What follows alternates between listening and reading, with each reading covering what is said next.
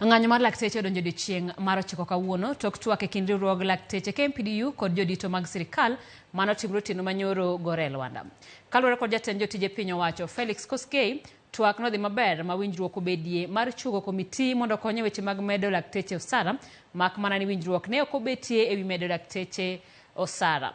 Lakteche koro dwaro mondo jatend migawo mar thieth Susan Akumicha ogwe tao.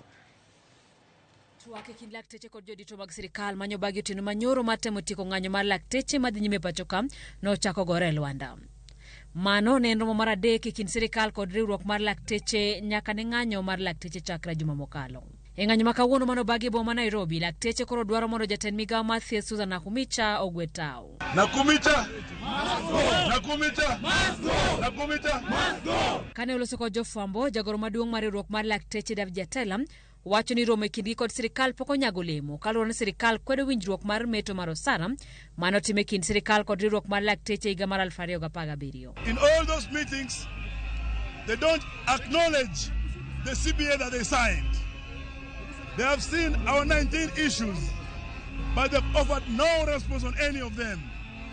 They've given us no offer on all those issues. Kosa sirkal kuom gima wacho ni sirkal bogo lakteche, atelo singo ni ng'anyo makamano pod biro dhi nyime nyaka chieng' sirkal winj ywakgi kendo migi duoko makare. If the government want to take 100 days, we'll take 100 days.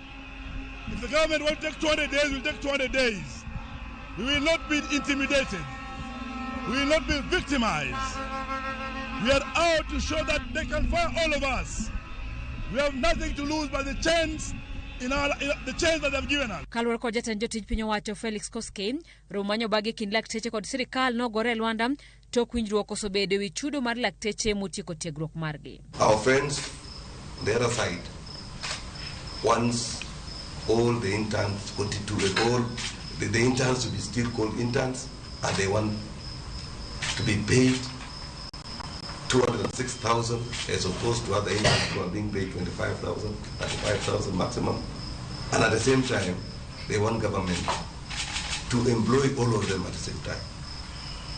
We have laid down the challenges that the country has when it comes to the fiscal situation, and we have confirmed to them that we are going to see how much we can accommodate them and how many in number are we going to uptake them. Magi timore kinde ma jotuo sandore kaluwore ni chenro mag thieth e ute thieth mag piny owacho koro chung'.